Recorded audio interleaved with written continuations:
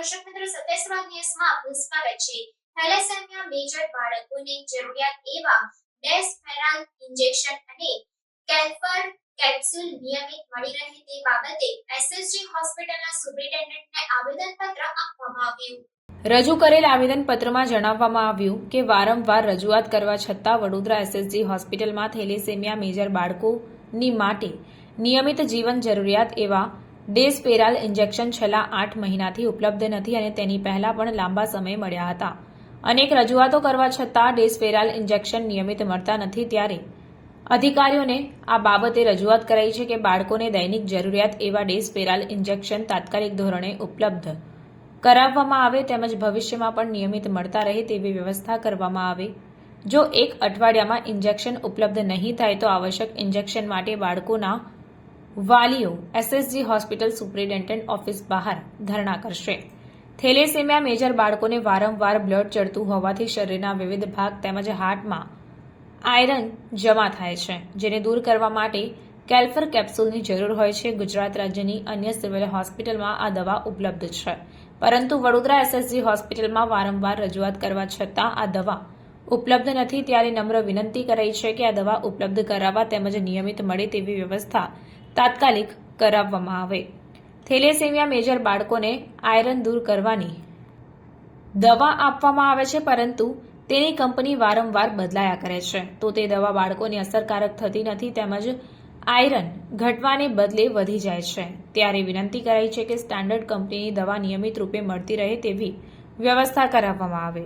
Thalassemia major બાળકોને વારંવાર blood ચડતું હોવાથી જરૂરી બ્લડ રિપોર્ટ તેમજ T2 MRI, DEXA scan, 2D echo, X-ray, sonography જેવા ટેસ્ટ સરકાર દ્વારા ફ્રીમાં કરાવી આપવા માટે મંજૂર થયેલ છે, તો આ વિવિધ ટેસ્ટ એસએસજી હોસ્પિટલ અથવા બહાર એસએસજી હોસ્પિટલ તરફથી થેલેસેમિયા મેજર બાળકોને ફ્રીમાં કરાવી આપવામાં આવે તેવી વ્યવસ્થા તાત્કાલિક ધોરણે કરવામાં આવે તેવી નમ્ર અપીલ કરવામાં આવી છે।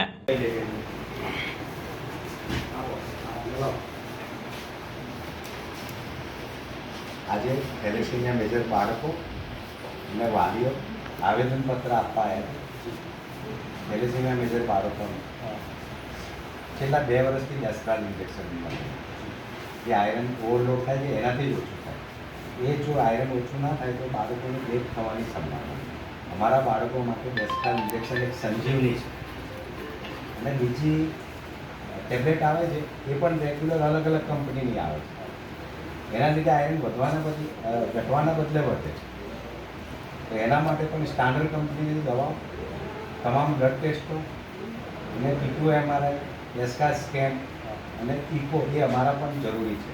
સરકારશ્રી તરફથી ટોટલી ફ્રી ટેસ્ટ તમામ સુવિધા બાળકોને વિના મૂલ્યે કરી આપવાની, પણ એનાથી અમે ઘણા દુઃખી છે, અત્યારે કોઈ સગવડ મળતી નથી। અચ્છા, હવે આ જલ્દીથી જલ્દી એનું નિરાકરણ નહીં આવે તો અમે આ સાહેબની ઓફિસે ભૂખ હડતાલ પર બેસીશું।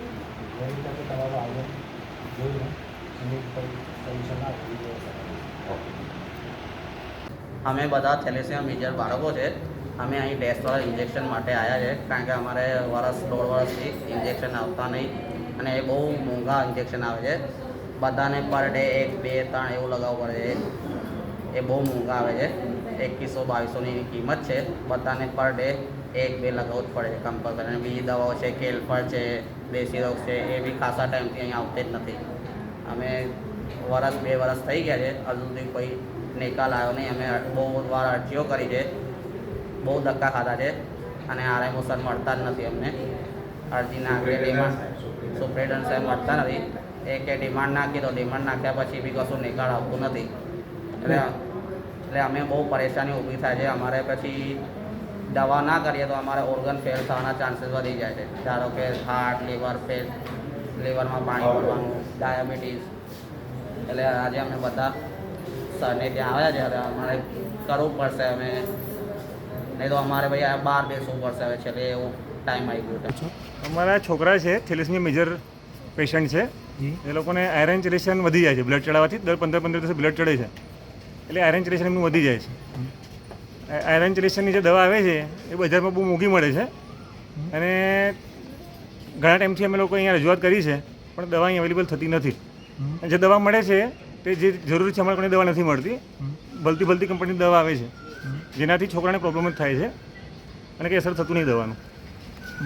અત્યારે તમારી શું માંગણી છે અત્યારે અહીંયા? અત્યારે મારી માંગણી છે, એક તો જે ડેસરાલ ઇન્જેક્શન કરીને આવે છે એ બહુ મોંઘા આવે છે, એ કોઈ બી બાળક લઈ શકતું નથી.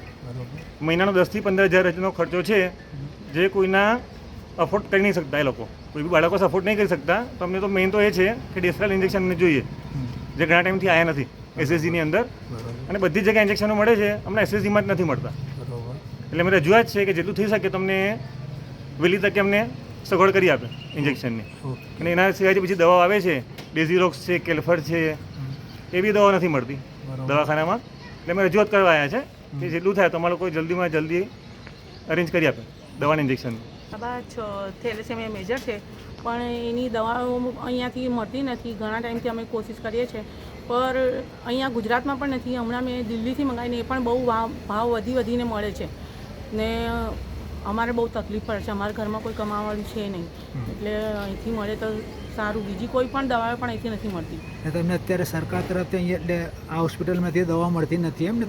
ઘણા સમયથી અમે રજૂઆત કરીએ છીએ ત્યાં ઇન્જેક્શન નથી મળતા. ઇન્જેક્શન ઇન્જેક્શન નથી મળતા. બરોબર. એટલે તમારી માંગણી એ છે કે અત્યારે તમને આ ઇન્જેક્શનો અહીંથી મળે, એના માટે તમે મતલબ રજૂઆત કરવા આવ્યા છો, બરોબર ને? બરોબર. આપનું વિડીયો પટેલ મુમતાઝ. હું પણ એક થેલેસેમિયા મેજર બાળકનો વાલી છું, અને અમે બધા પેરેન્ટ્સ ભેગા મળીને એક તો ડેસ્પ્લાન ઇન્જેક્શન રેગ્યુલર આવતા નથી, છેલ્લા 2 વર્ષથી નથી આવ્યા. સરકારશ્રી તરફથી જાહેરાત કરવામાં આવી છે કે તમામ પ્રકારની ટ્રીટમેન્ટ બ્લડ ટેસ્ટથી લગાડીને MRI સુધીનું બધું ફ્રી કરી આપવાનું. તો એ તો થતું જ નથી. અને ઇન્જેક્શન જે એક બાળકને કોઈને 1, કોઈને 2 અને કોઈને 3 ડેલી લેવાના હોય, અને એ પણ પંપ દ્વારા લેવામાં આવે છે. એ અમારા બાળકો માટે સંજીવની છે. છેલ્લા 2 વર્ષથી બાળકો પરેશાન થઈ ગયા છે, એમના વાલીઓ પણ પરેશાન થઈ ગયા છે કે કેમ એ બહુ જ મોંઘા આવે છે. એટલે સરકારશ્રીને અમારી એ જ વિનંતી છે કે એક તો ઇન્જેક્શન, પછી જે કેલ્ફર છે અને ડેસીરોક્સ છે ટેબ્લેટ, એ સ્ટાન્ડર્ડ કંપનીની મોકલે, ભરતી કંપનીઓની આયા કરે છે, અને એનાથી કોઈ ઇફેક્ટ થતી નથી. એ પૈસા સરકારના પણ બેકાર જાય છે. ફેરેટીન ઘટવાના બદલે વધે છે. અને જે બીજા ટેસ્ટો છે એ સરકારશ્રી તરફથી કરાવી આપવામાં આવે, એ અમારી વિનંતી છે. અને આ જો જલ્દીથી એનું નિરાકરણ નહીં આવે તો અમે બધા વાલીઓ આ સાહેબની ઓફિસ પાસે જ અમે હડતાલ કરીશું. મતલબ શું કહેવાય, ધરણા કરીશું. ઓકે, ધરણા કરીશું. એટલે તમે કેટલા ટાઈમથી અહીંયા આવો છો? 3 વર્ષથી આવીએ. આ 4થી કે 5મી વાર આમાં આવેદન આપવા આવ્યા છે. એક પણ વખત રૂબરૂ સાહેબની મુલાકાત થઈ નથી. કેમ, શા માટે? એટલે સાહેબ હાજર રહેતા નથી કે પછી સાહેબ તો કંઈ? હવે 2 વાગે લંચ પડે છે, હવે 4 વાગે આવશે. 4 વાગ્યા સુધી કોણ બેસી રહે બધા? બરોબર વાત છે. એટલે એના પહેલાં અમે લોકો 3 વાગે આવ્યા હતા, તો કીધું તો સાહેબ અડધા કલાકમાં આવવાના છે. તો અમે 4 સાડા 4 વાગ્યા સુધી ઊભા રહ્યા હતા, પણ સાહેબ એ ટાઈમે બી નહોતા આવ્યા. બરોબર. એના પહેલાં અમે લોકો વેટ કર્યું હતું 1-1.5 કલાક સાહેબનું, પણ સાહેબ મળ્યા નહોતા. બરોબર. દર વખતે આ જ જવાબ મળે છે કે અડધા કલાકમાં આવે છે, કલાકમાં આવે છે, પણ સાહેબ જોડે કોન્ટેક્ટ થતું નથી.